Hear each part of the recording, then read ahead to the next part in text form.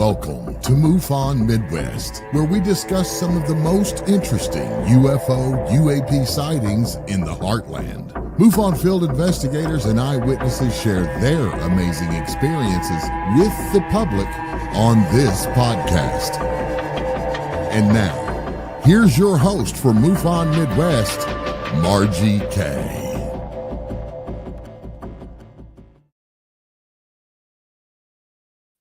Good evening and welcome to MUFON Midwest. We are here every Tuesday evening at 7 p.m. Central Time, live in most cases, as we are this evening. And my guest is having a little technical problem. He's trying to get that straightened out. So I will get the ball rolling. Of course, MUFON Midwest is a part of the Central Region MUFON with 6 states: South Dakota, North Dakota, Iowa, Nebraska, Missouri, and Kansas. And but we interview people from all over. Of course, we have eyewitnesses come on to discuss their sightings along with investigators and MUFON officers. And we've got some great shows planned in the near future. So do stay tuned to our shows. And of course, if you miss one that's live, you can always watch any of the past shows right here on this YouTube channel. So please do like and subscribe to this channel so you don't miss any of our great shows. Tonight, we're going to be discussing, among other things, the Travis Walton experience. Of course, this is the 50th anniversary of that abduction experience. And if you go to Amazon, you will see a book called Fire in the Sky, The Walton Experience, the best documented case of alien abduction ever recorded. The author recounts his abduction by a UFO in the mountains of Arizona in 1975, describing life aboard an alien spacecraft in an account that became the basis for a major motion picture of the same name.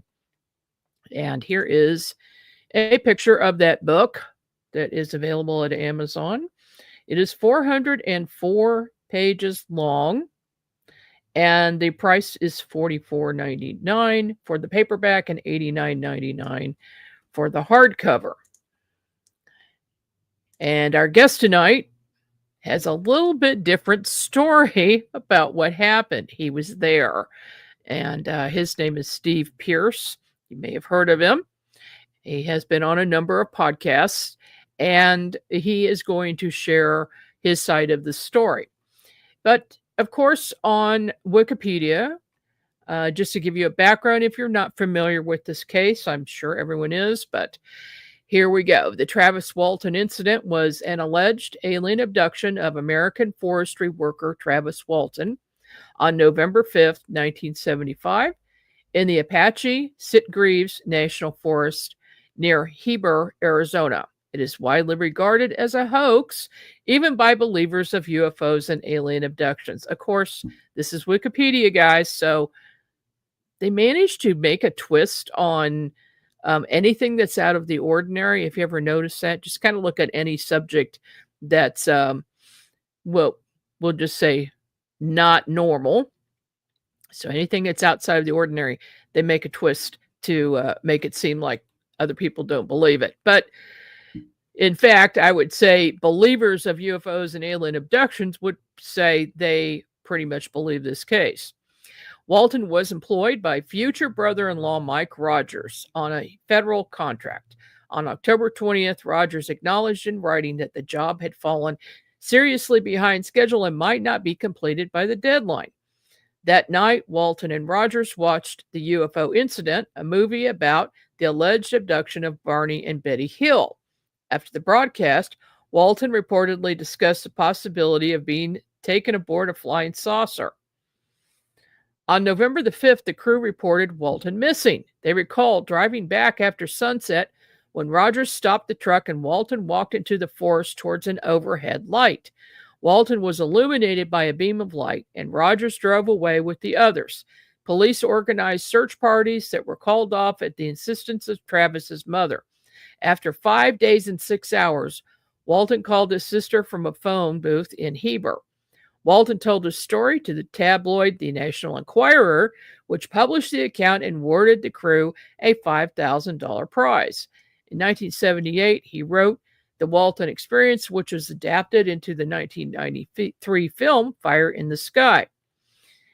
Science writers Philip J. Klass, and Michael Shermer highlight a potential motive for the hoax was to provide an act of God that would allow the crew to avoid a steep financial penalty from the Forestry Service for failing to complete their contract by the deadline. In 2021, Mike Rogers made a social media post renouncing his status as a witness to Walton's supposed abduction. After 2021 interviews with Rogers, researchers proposed that a nearby fire lookout tower and its spotlight were used to create the illusion of a flying saucer shining a beam of light on Walton. Wow. So here's a background on this. In the spring of 72, the National Enquirer tabloid began advertising a $50,000 prize for proof of extraterrestrial visitors. By 1975, the prize had been raised to $100,000. Boy, that's an incentive, isn't it? Travis Walton and the Turkey Springs forestry job. Travis was born around 1953 to Mary Walton. Later, Mary Walton Kellott.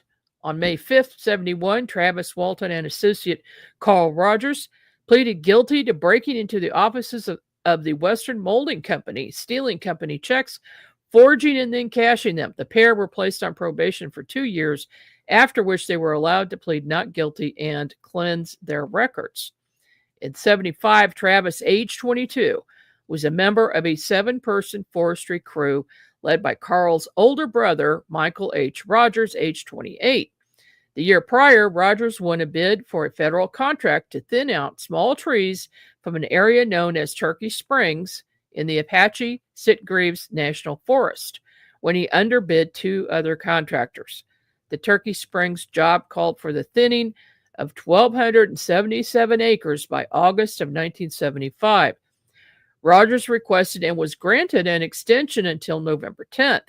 On October 16th, a forestry inspector visited the site and concluded the job could not possibly be completed by the deadline. Failure to complete the job could lead to a $2,500 penalty and a disqualification from bidding on future Forest Service contracts. On October 20th, Rogers wrote to his Forestry Service officer, "I cannot honestly say whether or not we will finish on time. However, we are working every day with as much manpower as I can hire. I will not stop work until the job is finished or until I am asked to stop. I've had considerable trouble keeping a full crew on the job. The area is very thick and the guys have poor morale because of this. We will keep working and trying hard." So this is Barney Hill and NBC's The UFO Incident. On October 20th, 1975, the same night that Rogers wrote to the Forestry Service, the NBC network aired a primetime special, The UFO Incident, a made-for-TV movie about an alleged alien abduction. By the way, that movie is very good, so if you haven't seen it, you need to watch it or rewatch it. The film starred James Earl Jones as Barney Hill, who had undergone a hypnosis session with a psychiatrist in 1964, after which he reported recollections of an alien abduction. Recovered memory therapy is not based on scientific evidence, and recovered memories are indistinguishable from false memories. The film aired 2 weeks before the Travis Walton UFO incident, prompting suggestions that the film inspired Rogers and Walton to concoct their own alleged abduction story.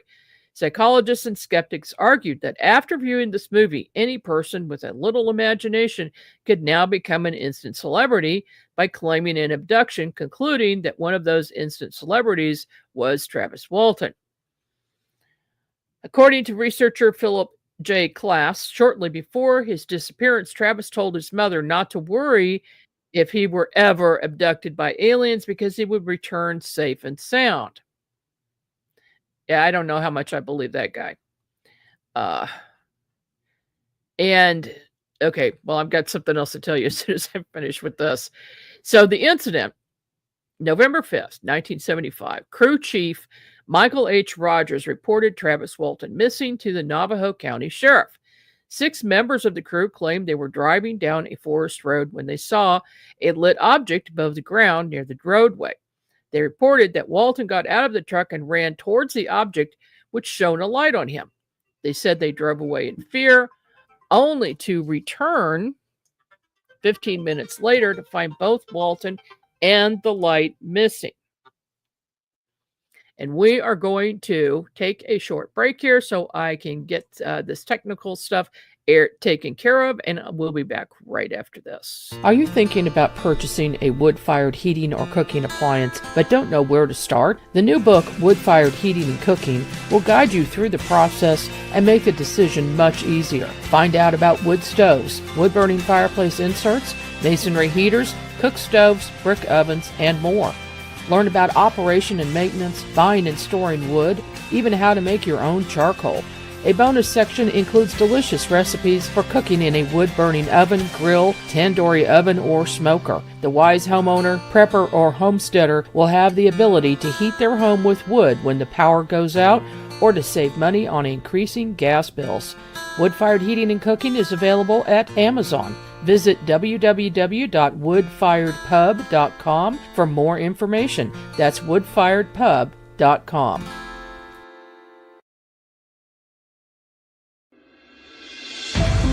The new book, How to Research a Haunted House by paranormal investigator Margie K. and professional researcher Violet Wisdom, is now available from Unex Media. This one-of-a-kind book explains how to do research on a house with uncommon methods and resources used by historic home researchers, and how to determine who may be doing the haunting and why. How to Research a Haunted House can be used by homeowners, renters, investors, and it should be in the library of all professional paranormal investigators. Get this unique book at unexmedia.com or amazon.com. That's unexmedia.com or amazon.com.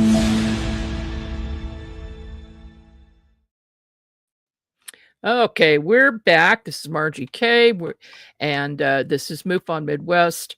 And Steve Pierce is still trying to get in. So I'm going to continue so you know the story. And so where I left off was when they saw a lit object above the ground near the roadway. They reported Walton got out of the truck and ran towards the object. They said they drove away in fear, only to return 15 minutes later to find both Walton and the light missing. At 7:45 p.m., a member of the logging crew called Officer L.C. Ellison. Ellison, Sheriff Marlon Gillespie, and Deputy Kenneth Copeland drove to Herbert to meet with the loggers. Rogers and 2 crew members agreed to return to Turkey Springs with the 3 officers, while the other 3 crew members refused to return and instead drove home in Rogers' vehicle. The 5 men searched Turkey Springs until shortly after midnight, when Sheriff Gillespie paused the search until morning. Around 1:30 a.m., a Navajo County Deputy Sheriff Kenneth Copeland and Rogers visited Walton's mother. According to Copeland, when he informed her of the disappearance, she said, "Well, that's the way these things happen." Copeland said he was shocked by how calmly she took the news and her general lack of surprise. Walton, his older brother Dwayne, and his mother were described by the sheriff as longtime students of UFOs. Because Travis Walton's mother lived in a ranch house without telephone service, Rogers drove her into town so she could call Travis's brother Dwayne and their sister while Copeland followed. Around 3 a.m., Walton's mother called her daughter, waking her. Deputy Copeland was again shocked at how well Travis's family took the news. And the missing person investigation. The following day, November 7th, a search party of nearly 50 people scoured the Turkey Springs area but failed to find Travis or any signs of an altercation. Law enforcement were surprised when, after a few hours, Travis's mother told them, "I don't think there is any use of looking any further. He's not around here. I don't think he's on this earth." Sheriff Gillespie then dismissed the volunteers. However, the following morning, November 8th, Rogers and Dwayne Walton complained in person about the discontinued search. As a result, Sheriff Gillespie assembled another search party, which included a helicopter.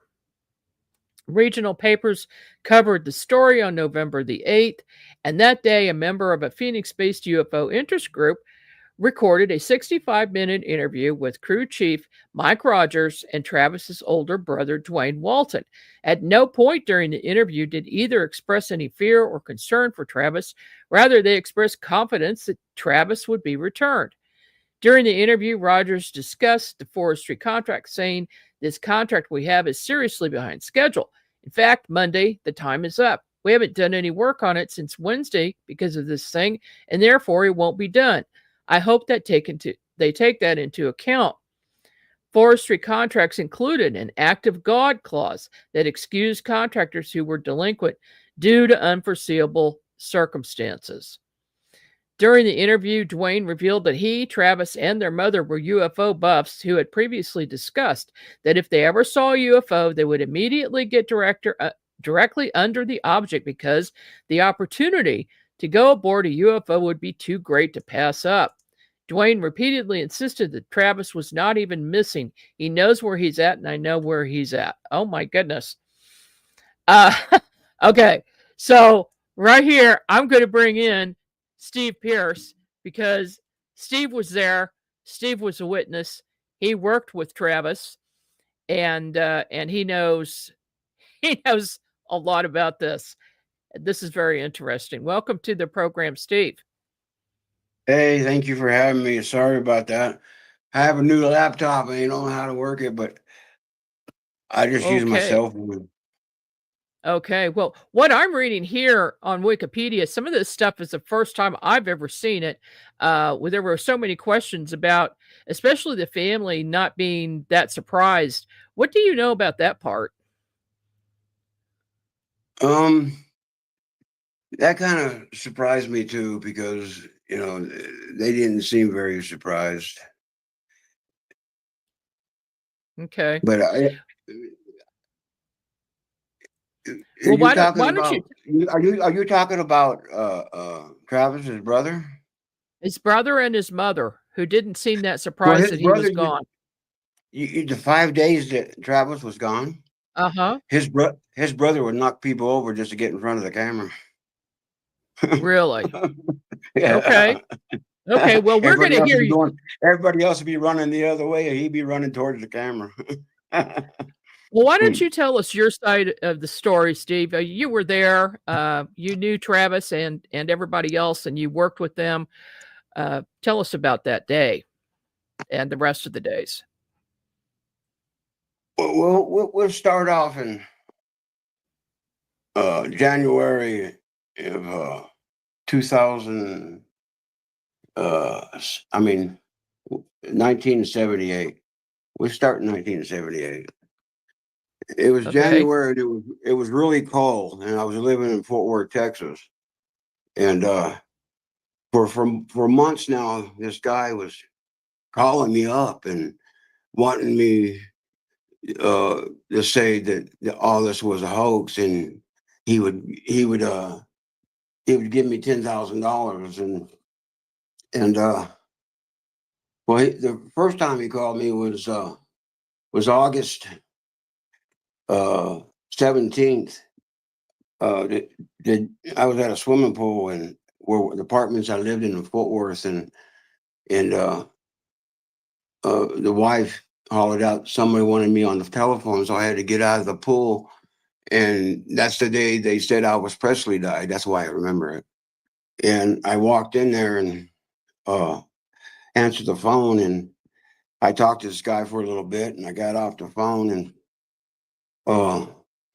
the wife looked at me and said, "Well, what'd he say?" And I said, "Well, he said he'd give me all this money if I say it was a hoax, And then she looked at me and she said, "Well, do you believe this happened?" And I said, "Yeah, of course I believe it happened." And she says, "Well, if you take his money, I won't spend it."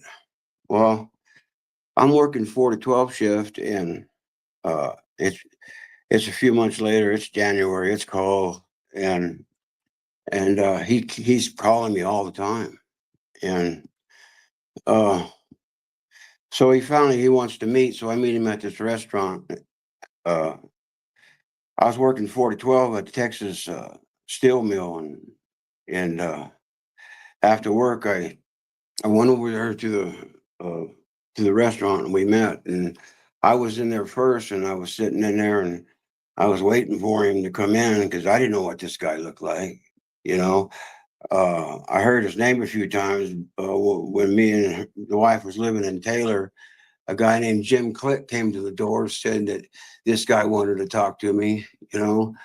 But then I'm sitting there and it's cold too. And he comes in, he comes, sits down at the table, and um, we talked for a while. And then I noticed that after he came in, there was two guys dressed in black. And back then, you know, the 70s, I didn't know what the men in black were. I didn't even know what that name was until, you know. So Mhm. I'm sitting there and he's asking me questions, how long I knew uh, all the guys in the crew and everything. And uh, so then he told me to tell the story about what happened that day. So the one thing I remember about Philip Glass is that I never met this man until this night and never seen him again, but he smoked. And back then in the 70s, you could smoke in the restaurants, you know, Mhm. and he was a chain smoker. And I told him what happened. Um, he said he wanted to start from the morning. Okay, what people don't realize, I knew John Gillette for 3 days. I knew Dwayne Smith for 3 days. Uh, the only one I knew more than 3 days was Travis. I knew him for 2 or 3 weeks because when I worked there, maybe two at the most. And Mike, I knew Alan Dallas, you know. Uh, but anyway, the first time I met him was that Monday. It was a new crew, and this is Wednesday morning. And I get there, and uh, you want to hear the whole thing? Oh, yes, absolutely. Okay. I get there. Alan and uh, Travis is always arguing. It's always over a woman. And most of our fights are over a woman. But anyway, Alan Dallas tries to do a roundhouse, and he couldn't do it. He lands on the ground, and Travis is just standing there, and Mike comes out and says, let's go to work. So that was kind of funny. But anyway, you know what a roundhouse is, you know, karate and stuff. Hmm. I think that was, I think that was, but anyway, we went to work, and it was like all three of us. I mean, let's see, one, two, three, because the week before, my uncle and cousin had quit, and another guy. So this is all a brand new crew. And so we get to work, and all right, you want me to tell it all? But anyway, it's lunchtime, right? And Alan is always messing with me. And because I'm dating a girl named Denise, I end up marrying her. And he's always picking on me because they're all older than me. I'm 17, they're all in their 20s. And uh, so we're at lunchtime, and he's picking on me again. And I had enough, and I told him, yeah, I slept with Dana too at the football field. Well, Travis, he gets all mad. He jumps up and goes and to the truck, and Mike and John is walking towards us, and that's when Alan Dallas um uh told me that was Mike's sister. And that was the day I found out that it was Mike's sister. That they were the brother and sister. But anyway, we went back to work, uh uh and Mike and Travis stays in the truck all day. And then that evening, before we take off, Mike disappears, and then he comes back.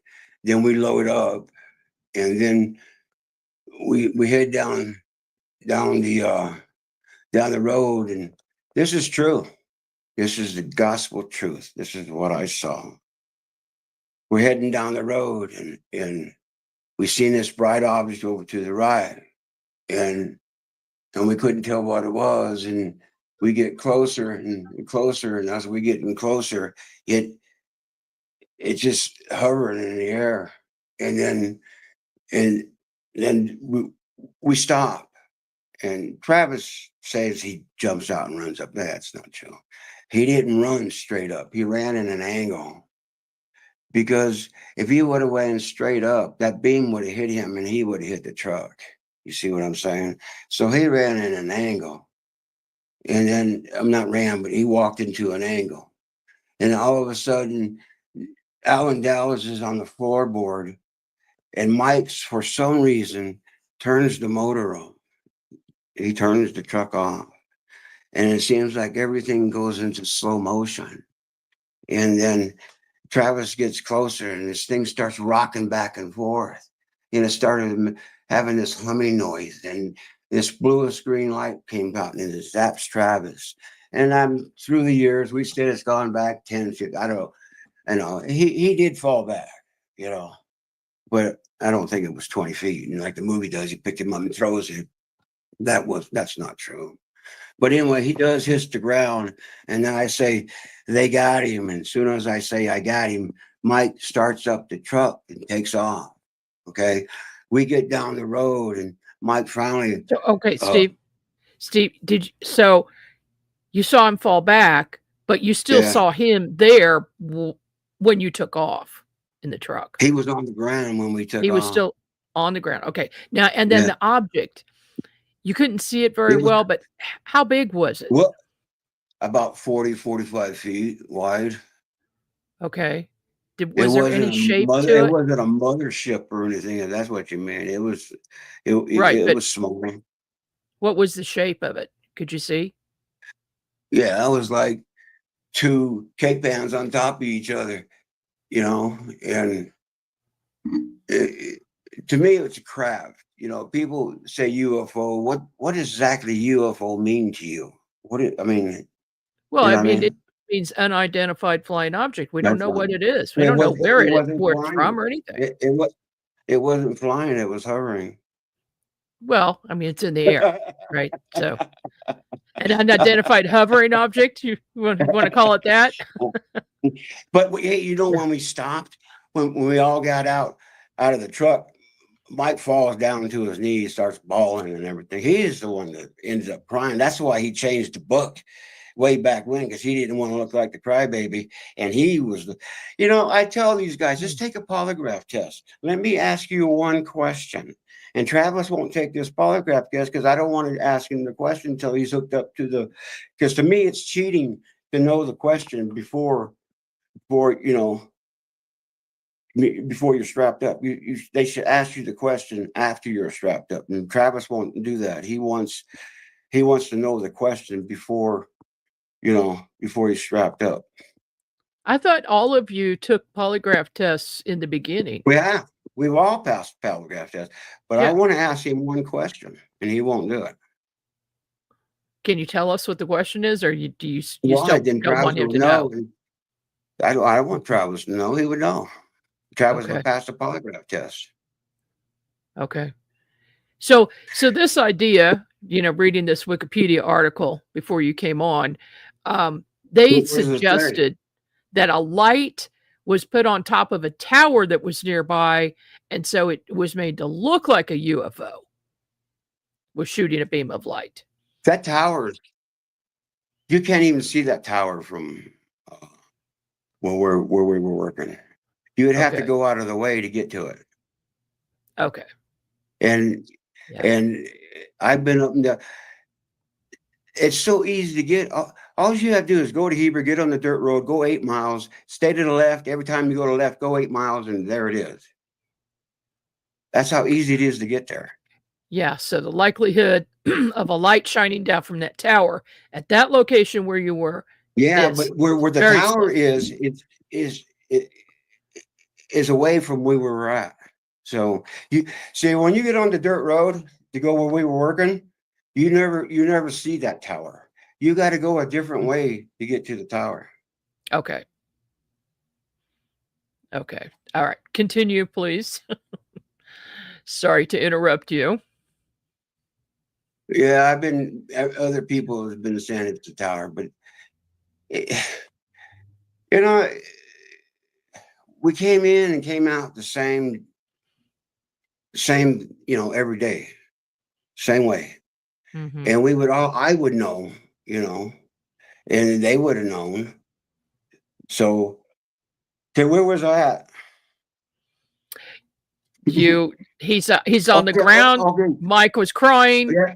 And Okay, I'm not saying nothing. I'm not saying a word, mm-hmm. Well, anyway, John Goulet and Kenny Peterson are the ones who decide to go back and look for Travis. So we all got back in the truck, and check this out.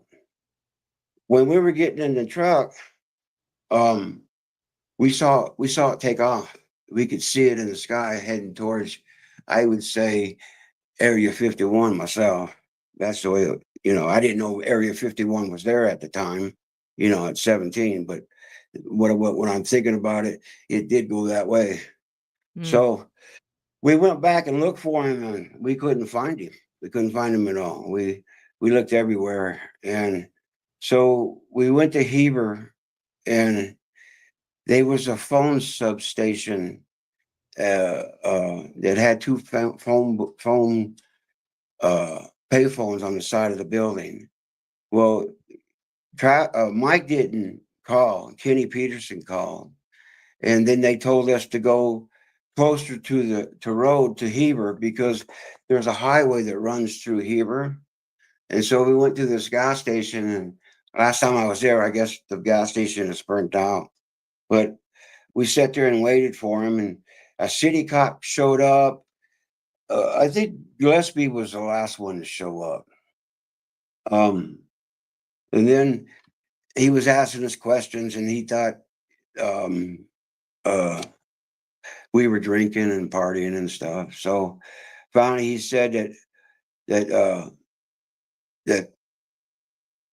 two of them and Mike had to go back. He was the crew boss. He had no choice, but the rest of them volunteered. Kenny Peterson went back and Alan Dallas. A few years after that, this happened. I think it was the 80s that me and Alan Dallas, we were in jail together, and he was telling me that, he didn't go back to look for Travis. I mean, he went back to look for Travis, but he went back to face his fears because of what he did with the floorboard. You know what I mean? Because Alan Dallas hit that floorboard, and I scooted over, and I had a perfect view. I had the best view of everybody. I could see Travis getting zapped every day. Wow. Turn it up a little bit, though. I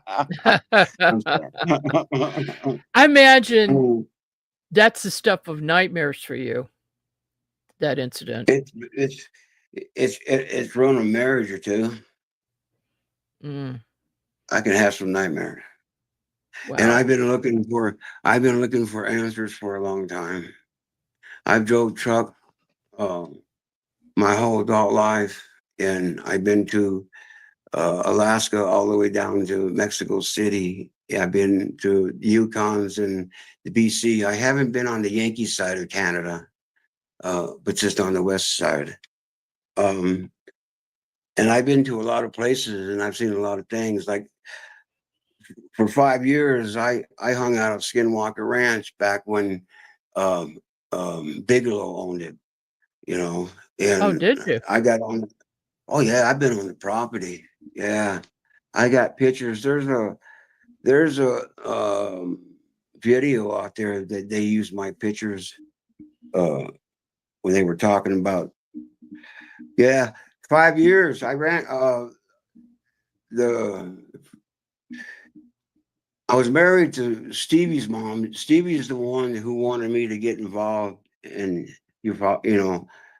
because I broke my neck and my daughter was like 12 years old and she uh I was at home because my neck was broken and we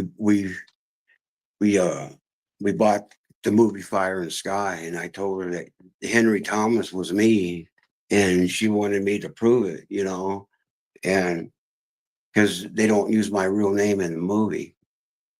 So I got a hold of Travis and I proved it to her, and Mhm. that's how I got into it because she wanted. But before that, you hadn't discussed that with your family? No, I didn't discuss it with nobody. And this was 2011. And in 1992, 93, when the movie Fire in the Sky came out, I was in a truck stop in Barstow, California, in the middle of the night, getting fuel, fixing to head back to New Orleans. And uh, I got my fuel, went in there to the fuel and paid my fuel, and went to the bathroom. And on the way out, went to the TV room, and there was Travis Walton talking about the movie Fire in the Sky, and that's how I knew they made a movie. Oh my I goodness. I, I was So you staying hadn't at been in Happy Earth. contact with him? No, I You did weren't. not get in contact with him until 2012. I've only seen Travis 5 times, and maybe 7 times. You want to count the 2 times when he was taking the pictures of the book back in the 70s. But I've only seen Travis like 5 times in 30 something, 40, 50 years. I don't know Travis. All I know is the story. I don't know Mhm. Travis's personal life. I don't know none of their personal lives, It's not about that. It's about, and there's some people that keep bringing their kids. Our kids have nothing to do with this. This is between Mike and Travis. You know what I mean? And Mhm. some of the stuff they're saying in that book isn't true. I can go on and on, and I can sit here and make jokes about Mike, and I can make jokes about, you know, uh, Travis, because I got plenty of jokes, but I didn't come on this show. To me, it's not funny no more because John's dead. You know who John Gillette was when we used to Mhm. go to show. Did me and you do a show before? We did, Have I seen? several years ago we did. Mhm. Okay, that's what I was telling Steve. I said that, you know. But anyway, I've been trying to look for answers for a long time, and I've been to a lot of places. And s- ask me a question. I'm running out of things to say. Okay. So, well, I've got a million questions. But I guess the thing is you witness an object, you see a light come down, you see Travis get hit by the light, and There's then no he's gone object. for This was a craft. yeah, it's a craft. So Yeah, after it was seeing a that craft. happen, what do you think in the whole rest of your life? Do you It know changed that my there whole are life. now extraterrestrials? Do you believe it was extraterrestrials that took him? Um, no, no. I believe this was from the government, just like I believe that uh, Roswell is from the government because uh, National Enquirer is the one who started Roswell and the gray aliens, right? Mhm. Before that, nobody even knew that they were grays in Roswell, you know. And this was 1977. Well, um, but in 1977, they didn't know about Operation Paperclip. So, and Operation Paperclip didn't come out until the 80s and the 90s. So nobody actually knew it except for, you know, government people, So, Right.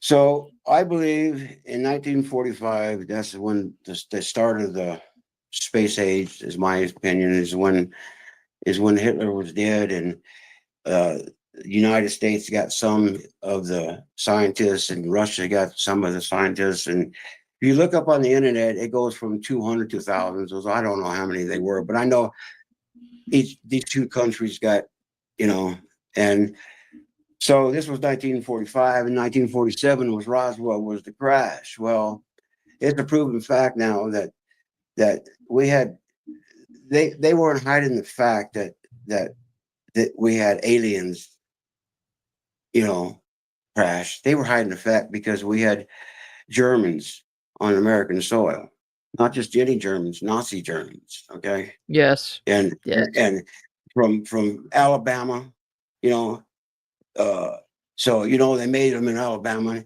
and then they had Air Force bases in New Mexico. So, as far as I'm concerned, that crash has something to do with you know the German scientists they brought over here, not with aliens. Interesting. That's an interesting take on it. And of course, the more and more we're learning about that, I just recently had some of that information given to me by somebody else that, you know, I think what you're saying is a strong possibility. I think our government and our military are more than 50 years advanced than what, you know, what we know as far as our technology goes, that they're 50 years advanced and at least, and some of their craft that look like UFOs because they don't look like normal airplanes, like the triangular craft, for instance, that most ufologists believe that the triangular craft are our military. And no doubt the German scientists that were developing that. And there was, you know, there's talk of something I just recently found out called the Vril Daemon, who were an extraterrestrial race living underneath the earth, but they were working with the Germans, and they were actually using the Germans in order to create a craft so that they could go home. This is a story. I need to dig much more into it, but the fact that they created the Bell and time travel machines was all because of that. So that technology could easily have come over here to the U.S. with the German scientists. So, yeah, it's even proven that Hitler was working on a craft that people today in ufology would say that it looked like a UFO. So, you know, yes, if there's any aliens, it was the Germans. I'm yeah, just kidding. it was no. I mean, you could absolutely be right. Yeah, we've got some comments in the chat, so I'm just going to pop them up here. Yeah, there's a lot of theories. There's a lot of theories out there. You mentioned Skinwalker real quick. You spent 5 years there. What did you see? That's a strange, evil place. There's no UFOs there. Really? I seen there's no, that place is evil. It's spiritual, not, you know. Okay. I got chased off 2 times with 2 different wives because I got Oh, divorced really? in between. Yeah, yeah, yeah.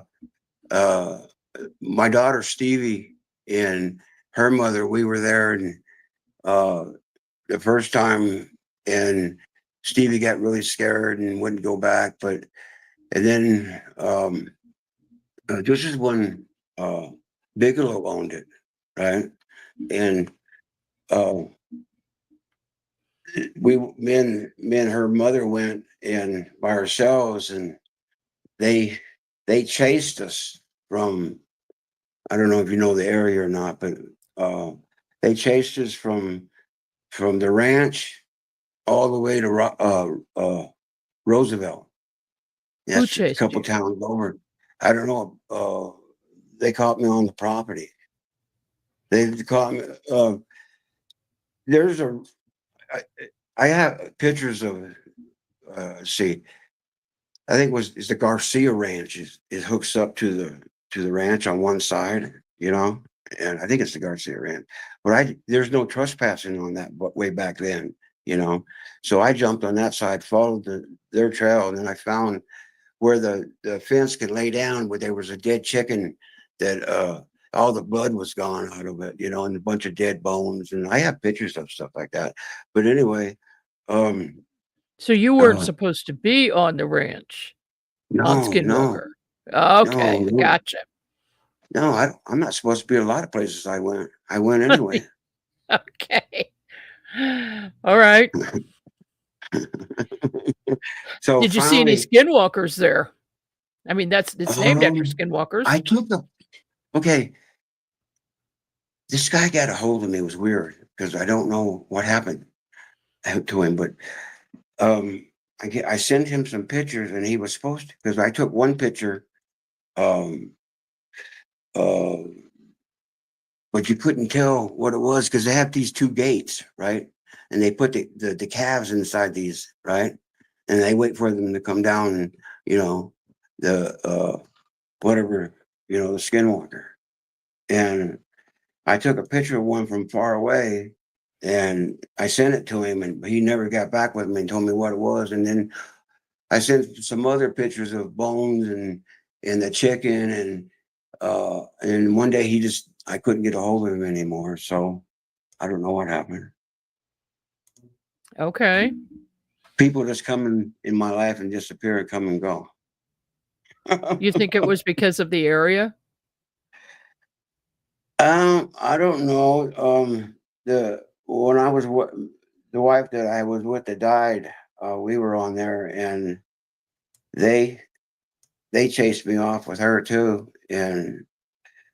But then one night I actually got on without getting caught, and there's one part of the property that will make your hair stand up, and I've only Where's felt that? that one. Where is that? On the property, somewhere Well, on I the mean, property. okay. So, and then I've only felt that one other time. You ever heard of the movie Cold Blood? Oh, yes. Truman Okay, Capote. yes, the people they killed in Kansas. Yes. Well, me and the late wife, we dropped our trailer off, and we bobtailed over there, and we seen their graves, and my hair stood up on their graves. That's a wicked. I've been to a lot of graves. I'm into going to graves. Okay. Okay. Well, let's get back to the Travis Walton thing because we just have a few more minutes. Okay. He writes a book. There's a movie made. What parts of these things, in your opinion, are something We're different true. or not true? The whole book's not true. The first 5 days, I don't know about. I can only say that the the first 5 days aren't true at all. Okay, Mike made all that up. Far as the radiation, when he's talking about the radiation on the TV show, that he gets his hard hat, and Mm-hmm. um, and that two guys come up and they check for radiation, but then the two guys disappear. Well, Gillespie had the same equipment out there. So why didn't he go to Gillespie? Because Gillespie was the one in charge of the, of the posse and everything. And that's the reason they made us take a polygraph test, because the first, when they all went out there and looked for him, they couldn't find anything. They couldn't find nothing. And Gillespie was telling my mom they couldn't find nothing out there. So that's made up. That was just something for the books, because there's no way you can find anything where Gillespie said they found radiation out there. That's something Mike has made up. And Well, far as the tree growth goes, right. my opinion is that this is we're on a mountain, right? And our job was to thin the forest out. We weren't lumberjacks. We were like, when you have a garden and you pull all the weeds, everything grows better. That's what we were doing. We were thinning out the The forest. small growths. Okay. Yeah. And so okay, now the rings, when you're on that mountain, the sun only hits this area, because I work there. It's cold in the morning, and the sun only hits this place at a certain time of the day, and that's between like 2 and 5. And that's the way the rings are going. So far as I'm concerned, the tree was just growing towards the sun. Okay. All right. I get you. I understand that. Yeah, there's a documentary was made, and I remember seeing Travis talking about the trees, and they had some testing done on them. I don't remember exactly what it was, but it was something unusual. And see, there's another thing. Before 1977, when National Enquirer brung out Roswell, Travis never mentioned Grays. He did not mention Grays until after 1977. So in my opinion, that this is government. We were good at some kind of guinea pigs, and so why do you Travis think they kept him for 5 days? I don't know. I spent the weekend with him, and I turned into an alcoholic. I don't know. Okay. I don't know. Maybe it's our pretty blue eyes. Me and Travis do got two things in common. We were both womanizers. We were both womanizers, but he got his from fame. I got mine from my looks, and then we both got the same color eyes. Okay. Our eyes are exactly the same color. So we're related somehow. All blue-eyed people are related with the same ancestors. Yeah, I understand like only 7% of the population has blue eyes. Well, not very many people have our color of blue, though. I have brothers that have blue eyes, but they're not like mine and Travis's. Oh, okay. We have some unusual blue eyes. So you might be related. Oh, we're definitely related. Wow. Anybody has blue eyes has the same ancestors. Look it up. Oh no, I did. I just recently read that. That's true. They do have the same ancestors. Mm-hmm. Well, thank you for having me. Anything else you want to know? Well, thank you so much, Steve, for coming on. One more thing. I appreciate it. Sure. Who are you going to call? Not MUFON. I'm teasing. Well, this is a MUFON show. I didn't know you were a MUFON until a while ago. Oh, so the name MUFON Midwest didn't well, I caught on tell to you it, something? When you started talking and everything, but a lot of people MUFON I'm not too crazy about. But Steve from Texas, you know who I'm talking about? Hey, Steve. Yeah, he's on here right now. He's watching the show. He's a good man right there. Yes, he is. Steve Hudgens. He's the director of investigations. Well, he's the best guy in MUFON. Yes, he is. But anyway, besides he's in Fort Worth, Texas, what do you expect? Okay. That's where I'm from. Are you in Fort Worth right now? No, I am in New Mexico. You're in New Mexico. I'm looking for skinwalkers. Okay. Well, if you catch one, will you let me know? Or if you get a picture? You know, this is more spiritual and evil than it is alien, right? I do.